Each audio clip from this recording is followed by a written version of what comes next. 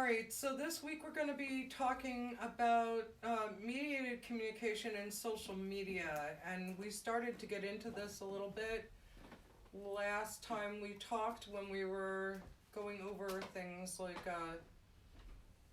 you know, um, mass communication and what mass communication entails.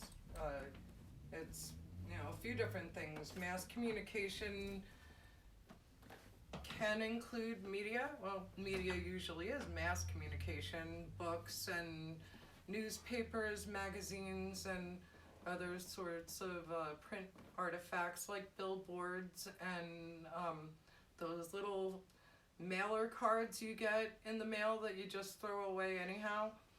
All forms of media, mass media communication, and then electronic, like photography and books, and not books, photography and movies and sound recording, television, radio, those kinds of things. So that's all considered media, and all the things that go on in it are part of that media. Mario's here. Hi, Mariel. Let me fix that then.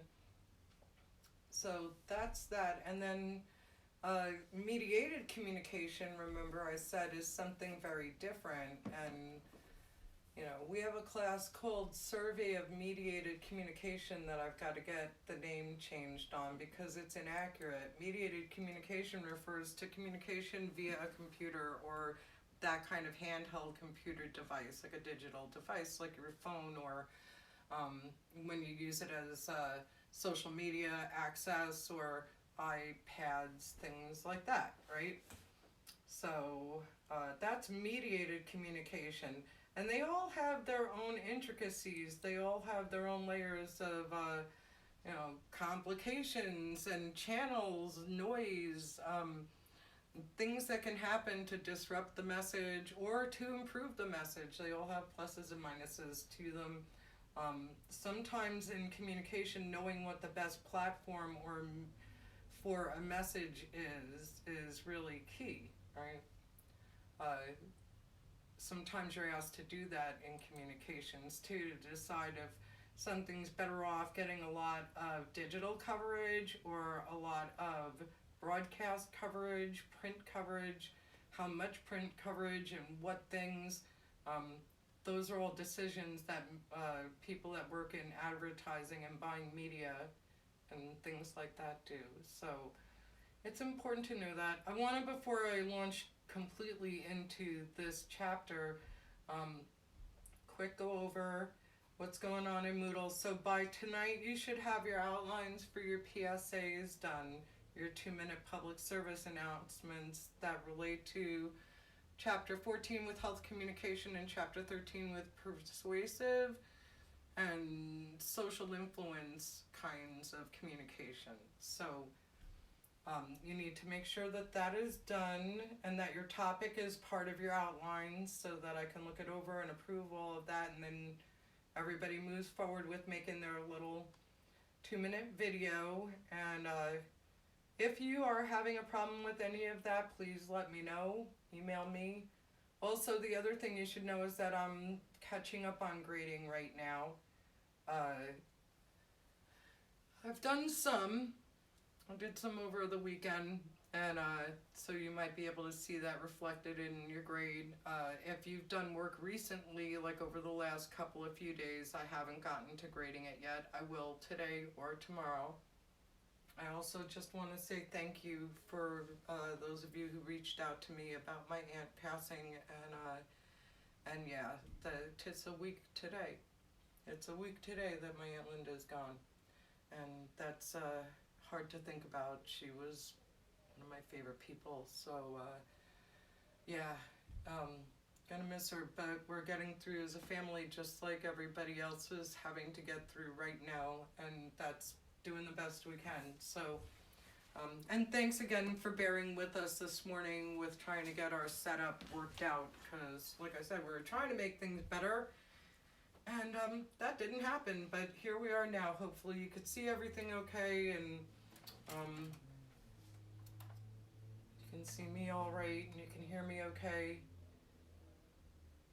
Anyway, so your outline's due tonight, and then under this same block week from the 15th, which is today, to the 21st, which is next Tuesday, you also have the place to submit your final videos. So remember, it can't be more than 2 minutes because the file has to fit on Moodle. If you have problems uploading your video, email me and let me know. I need to know that as soon as you have an issue with it. So if on Sunday evening or Monday morning or whatever you're trying to upload your video and it doesn't work, email me right away. And we'll work out another thing to do. All the directions are there about what the criteria for the assignment is. And again, I did get emails from a couple of you asking about your grades and work that you just completed or caught up on, and making me aware of that. I appreciate you making me aware of it, and we'll get to grading all of that, I would say, before the weekend. By Friday, you should know where you stand with everything. Everything should be pretty much caught up. Today's Wednesday. Yeah, I would say by Friday. So outlines due tonight. I'll be updating grades, talked about that. So we're going to meet for lecture on this Friday, like I said, so don't forget, for those of you who kind of got in the habit of not tuning in or, connecting with me on Friday, this Friday is different. Please show up. I can email you if you want to remind you guys. And then the PSAs, like I said, are due Monday. I'm just going through my list here to make sure I've covered everything. So presentations are going to be due on the 22nd and the 24th. And then our last class is going to be on the 27th, which is not going to involve presentations, but is going to involve me wrapping up some stuff and answering questions. So that's our last online lecture that Monday. So wow, the semester is almost over, you guys. For those of you who are graduating, I'm gonna miss you. I feel bad that the semester ended this way, but I know that administration is working on some plans to try to recapture the graduation and make it special for you guys. So, and we're all behind that, whatever it is. Some talk about having graduation ceremony during homecoming weekend, which would be a lot of fun. You could come back. Because those who are seniors and graduating, qualified to graduate right now, we voted for your degrees yesterday at our faculty meeting. So everybody who's qualified to graduate will, and that'll be May 3rd. You'll be awarded your diploma still. And so you'll be coming back to homecoming for your graduation ceremony as an alumni, which is historically weird for Teal and every other college that's doing the same sort of thing right now. But yeah, so if you have questions, like I said, about your grade, if I've missed something you think I've missed something, let me know and we will look at it together, and I'll let you know if I did in fact miss it, or, work out what that's all about. Anyway, so mediated communication. Like I said, is mediated communication, social media. Blah, let me start over. Today's going really well, guys, let me tell you. That's all I want. Right now, the cat just needs to run right across my desk and knock everything off, and that'll make it perfect. It did snow this morning, making my day start off really great. Anyway. Social media and media technology. This is what this chapter is about. And what it is mediated communication, what we do with computers, sending emails and stuff like that. Meeting interpersonal communication. So you know how complicated interpersonal communication can be. It's not as easy as it seems, right? Misinterpretations and body language and the context of things and the noise involved and the assumptions that we make about others and all those sorts of things that pile on into the interpersonal communication basket. It's a complicated sort of mess, and as you know, we work hard on getting along with each other all the time. I'm sure a lot of that's going on for some of you being home with your parents right now. I bet you can't wait to go back to school. I bet, right? So, but interpersonal communication can be difficult. With people that we know well, we stay in a place of assuming things about them based on past experience. So sometimes it's hard for them to change or for you to see them as different. So arguments sometimes pick up in weird places that you last left off about some other interaction you had with that person or some experience in history with them. With people that you don't know, there's that uncertainty factor, so we start assuming all sorts of things and trying to reduce the uncertainty in that interpersonal communication that you're starting to have, especially with someone that you want to get to know, and that's new to you. And all of the layers that we have to go through to really become intimate with each other. Interpersonal communication is not an easy thing to do. If you go into counseling people, negotiating deals, that kind of stuff, interpersonal communication is super important to be able to get a handle on and feel like you have a good skill set, that you've got a good interpersonal communication intelligence is important for those kinds of things. But really, if you're in any field and you're dealing with customers, clients, co-workers, having good interpersonal skills matters. Now, take that really complicated basket of mess and mix in mediated communication, which is very one-dimensional in so many ways, right? You don't have, for most, social media, it's basically words, it's texting. We could do videos, stuff like we're doing right now. That definitely helps to add the nuances of communication that people need to have in order to get the full understanding of a message, right? Face-to-face communication, as difficult as it can be sometimes, is generally the most effective way to get a message across to somebody that's clear and as intended, right? And to get feedback from that. The communication model works really best with face-to-face, two people. Now add in more people, and now you have a channel that is limited in terms of the kinds of nuance information it can give you about something someone says or something someone posts or an opinion that they have. So mediated communication is a godsend in some ways. Right now, we could not be doing what we're doing had we not had mediated communication available to us, right? If we didn't have the internet, we would be sunk. If you know anyone who works in the internet or IT or telecommunications, don't hug them, because that's not good social distancing. But, air high five them, because they're really helping to keep it together for us right now. Would you not be going crazy if you couldn't access things online right now? Yeah, if this was 1980, we'd all be basket cases, for real. So that's the great part about mediated communication. It's also extremely egalitarian. Everybody that has access to the internet is sort of the same. It's a playing field that's a leveler. It levels the playing field, I think, is what I'm trying to say. Especially for communities like the disabled community,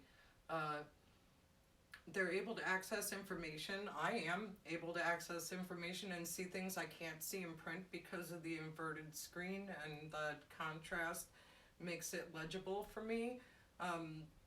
And I'm able to, as a teacher, access so much information to share with you guys. So things that would take me way longer if I had to go to a library and look things up, that I can just bounce on here. I have more access to information as a disabled person than somebody who, similar to me 30 years ago, wouldn't have had the same access to information. and all of the bells and whistles that go along with it. It's a wonderful thing, but it has a dark side, just like everything does. I mean, even too much chocolate's not good for you. So there are things about social media and mediated communication, that marriage, that's dicey. And so, social media director, coordinator, manager, those kinds of jobs are well paying. It's a fairly new field. Over maybe the last 20 years. It's started to be developed more and more.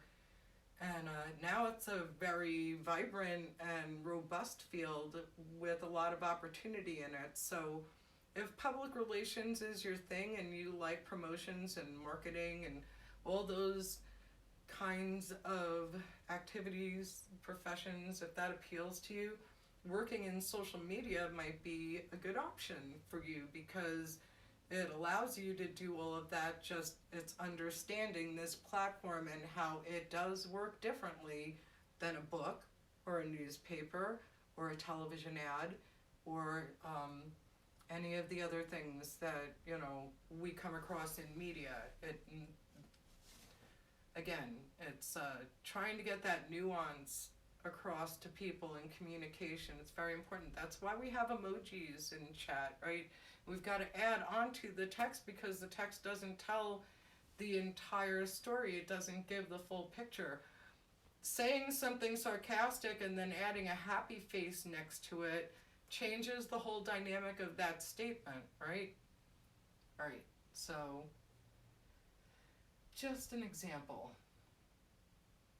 So this is actually the last chapter in your book, and I felt like, especially now, I could have covered media literacy. You guys are in effect covering persuasive and social influence communication and health communication with your final project. You're covering that. So I thought, media literacy is important, and it's important to be a good consumer in this age of media and mediated communication that's overwhelming and we're bombarded with constantly.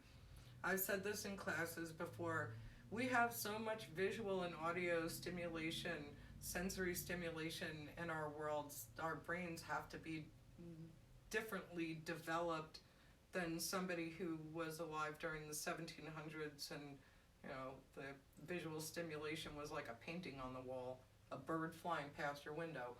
So, we've developed different tolerances to things like light and moving images. The first moving images that people saw in theaters as a novelty were things like a train pulling into a station or a wave crashing onto the shore. And when they saw those images, and it was just like I said, as a novelty, it wasn't to tell a story, it was just an image to kind of entertain and surprise people.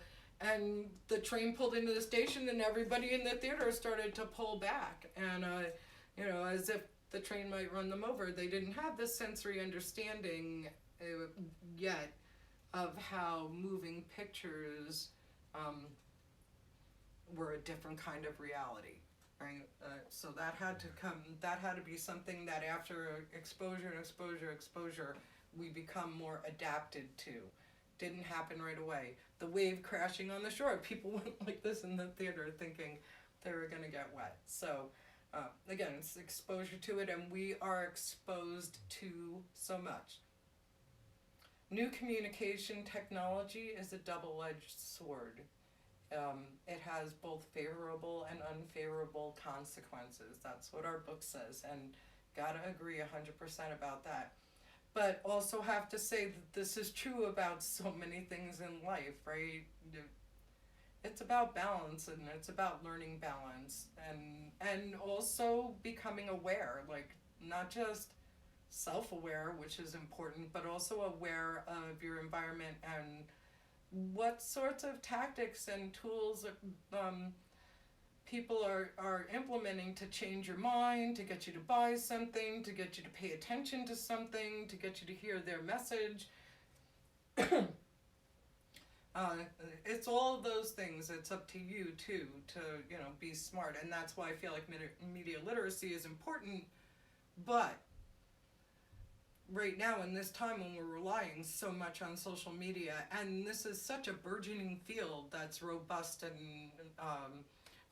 really a good employment option, and something that has flexibility in terms of where you could do it. Like a lot of social media people do work remotely, and so wouldn't it be nice to be sitting on the beach in Aruba while you're doing your job, because all you need is an internet connection. But anyways, so that's why I decided to focus on this last chapter in terms of, you know, what are communication studies and why is it important to us? Well, it's obvious right now that this platform is really important to us. So, the very tools that let you stay in touch with friends and express yourself in new ways can also open you up to unwanted evaluation and attention by acquaintances and strangers. So it gives you a vulnerability, not just to strangers, but also to your own face, to your own. Remember what face is. Face is how you see yourself based on how others react to you. So we should do a little less of that. It would be healthier for us if we did less of that. But we still do it. It's part of being human. And so when you now are putting pictures of yourself up on Facebook or whatever you guys use, I'm old, I use Facebook, I'm happy with that, I don't need more. But whatever it is that you guys use, now you're subject to comments by friends and family. I really like that haircut, that color doesn't look so great on you, did you put on weight? I didn't realize your hair got so gray, Peg. Shut up! Who asked you taking my picture down? So that's what you leave yourself open to. That's the vulnerability aspect of social media that you're all aware of, right? You're brought up knowing, don't give your personal information out to strangers, don't make arrangements to meet somebody that you met online, someplace private, all those kinds of things. Protect your personal information, like your banking information and your health information, from strangers. And the internet's busy, or at least entities of the internet are busy a lot of times, like PayPal and corporations that have websites, healthcare facilities and stuff, convincing us that our information is safe with them, like financial agencies like Experian and things like that, that keep track of your credit. All of our data is stored in their records and their archives and their databases, and so they could be vulnerable to being hacked or other things too. So, well, being able to access your banking online and not have to set foot in the bank is a wonderful convenience, and especially right now when we can't go anywhere, having your banking information online is also a vulnerability in some ways. No matter how safe, Wells Fargo's had problems with it, Bank of America's had problems with hacking, insurance companies, other places. Think of all the porn sites that have been hacked into, and personal information about people who have paid with their credit cards have been disseminated all over the internet. So it's a double-edged sword. It could be scary. There is no inherent good or bad in our new technology and this new personal communication technology. The internet and smartphones and tablets, social networking sites like Facebook and Twitter and LinkedIn, they're not good or bad inherently. It's what you do with them, right? It's the argument that some people want to make about guns. Guns aren't good or bad. It's what people do with them that are good or bad. Well, okay.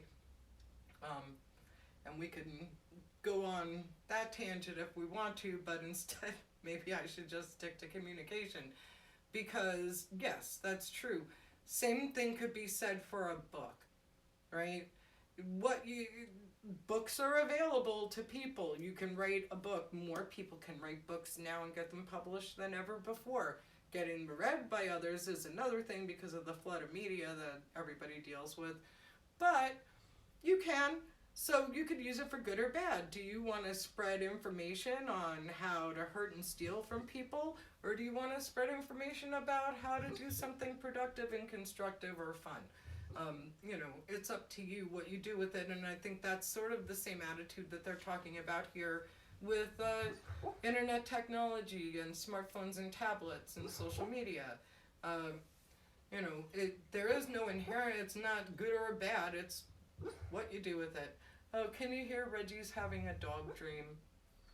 Wonder if he's dreaming about you guys being in class and him sniffing through all your backpacks.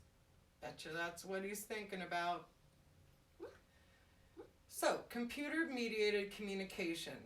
Like I made that distinction before, and I hope you remember it. There are a number of issues and cultural concerns surrounding computer-mediated communication, or they're referring to it as CMC. Everything's an acronym anymore.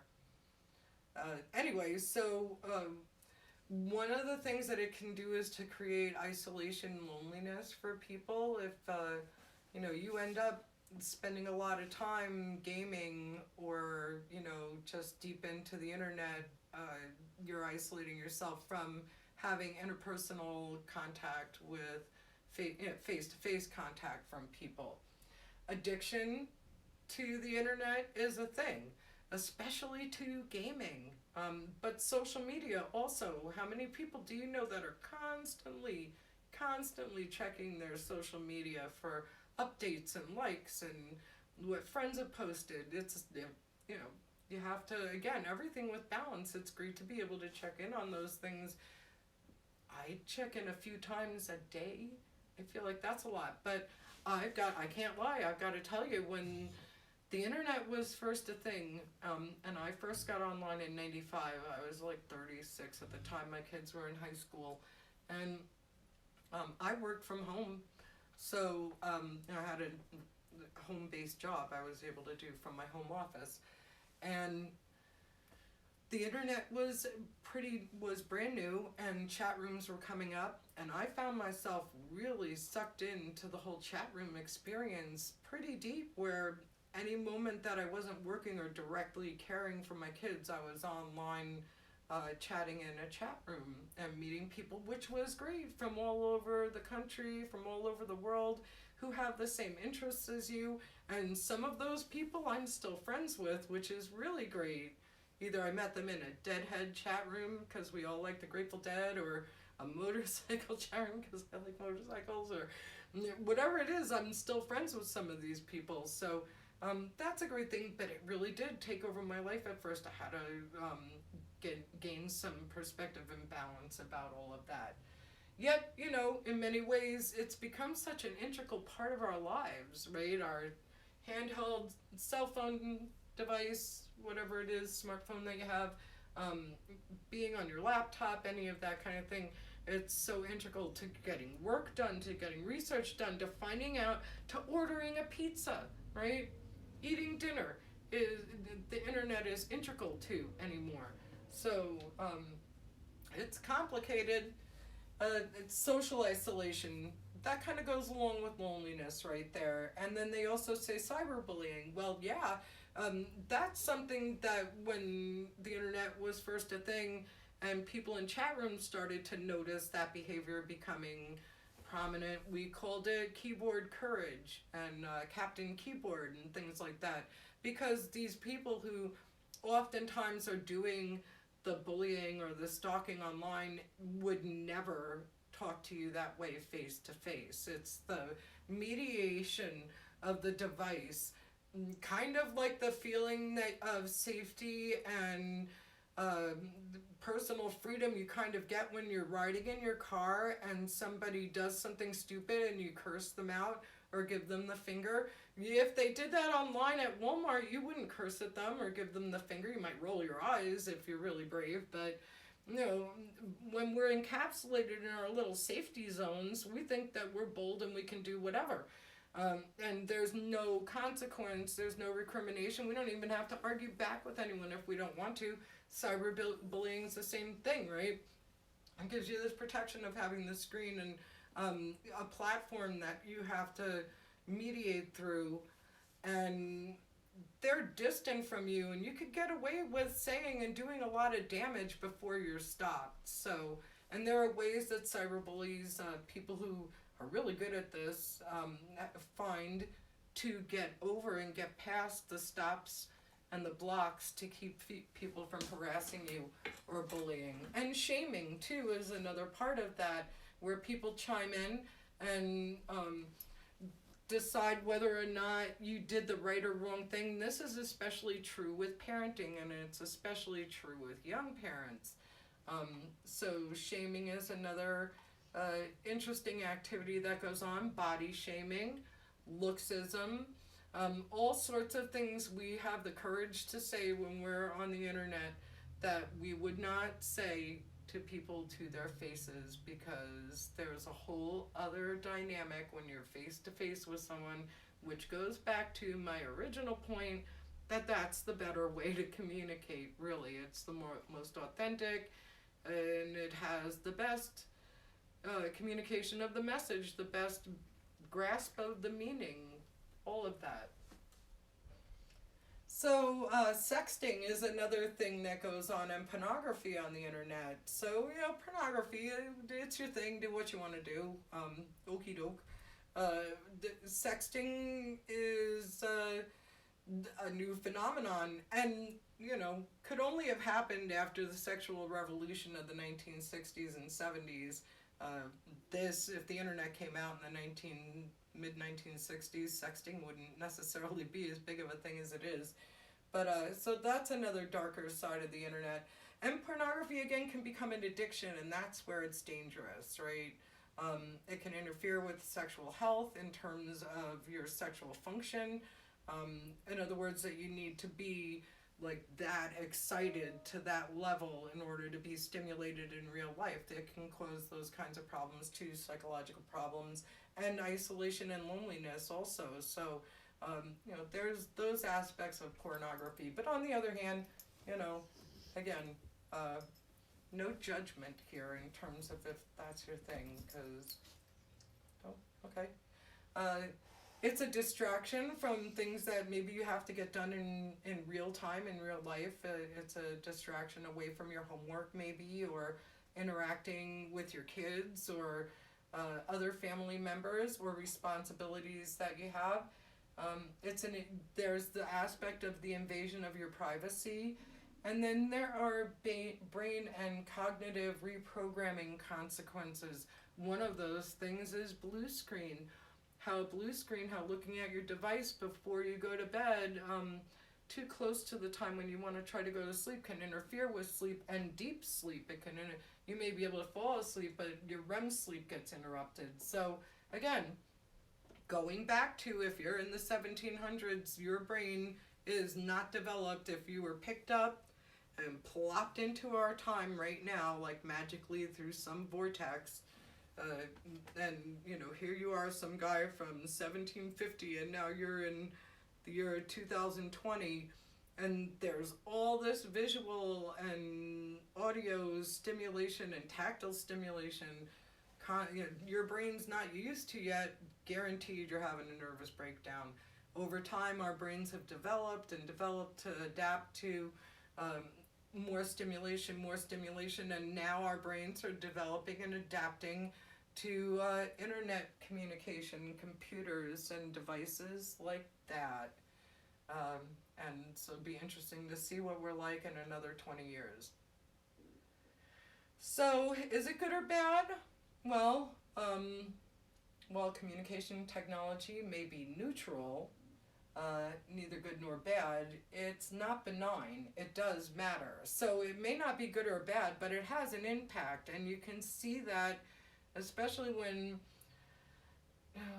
politics and social issues are debated on the internet. You can see that, right? It's very impactful. Memes that demonize activists from Black Lives Matter, memes that also highlight that immigrant children are being taken from their parents. Both different political perspectives, both impactful in terms of messaging, and reaching their target audience with either a reinforcement of what their ideals are or rallying them to help solve a problem or, sign a petition, things like that. So yes, it's not benign. It matters. It creates and shapes public opinion, and it does it to us when we're in isolation oftentimes, which makes it harder for us to really sort out fact from fiction.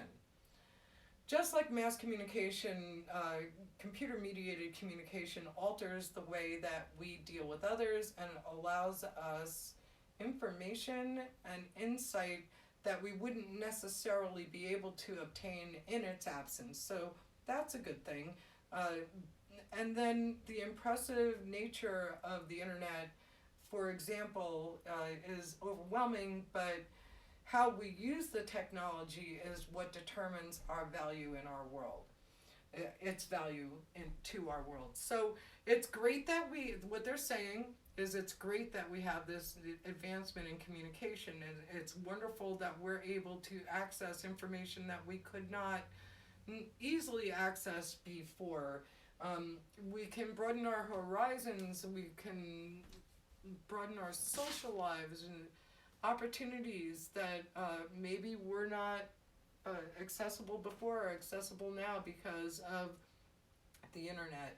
And so what determines its value to our world is how we use it, because when social media is used to spread conspiracy theories, think about how dangerous that is at a time like this, when all we want to know is, like, how long does this thing incubate for? How long is it contagious?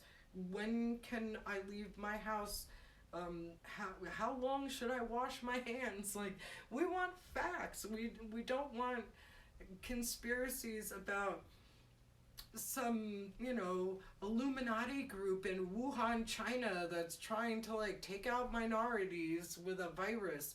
That does not help anybody. But that's the stuff that circulates on the internet, on Twitter and all these other platforms. And if you're not smart enough to figure out why they're saying it or where it's coming from and what the motives are for trying to change your mind or putting out this crazy theory, whatever it is, you're going to get sucked into the wrong information, so you'll take a drug that isn't good for what's making you sick, or you'll give your kids a treatment that can make them sick, or so on and so on and so on. Or you could break the law accidentally.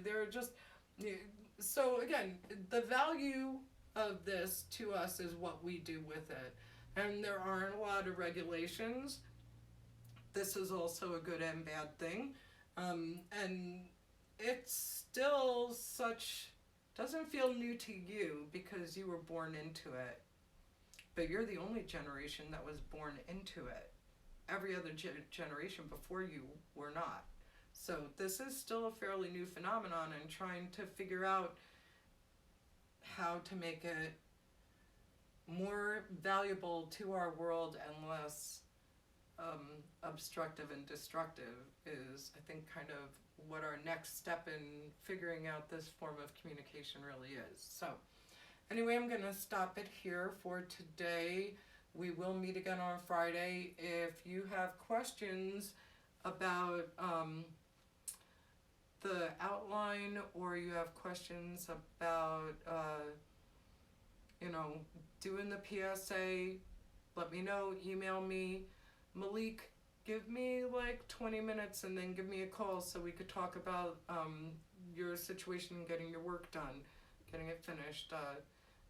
But anyway, that's it. Again, thanks for reaching out to me. I hope everybody stays social distant from one another and follows the rules and takes this seriously, but also that you find some happy in your day, right? You find a little happy in your day. Do things that are constructive and productive. And anyway, like I said, if you need me, email me. Otherwise, I will see you again on Friday.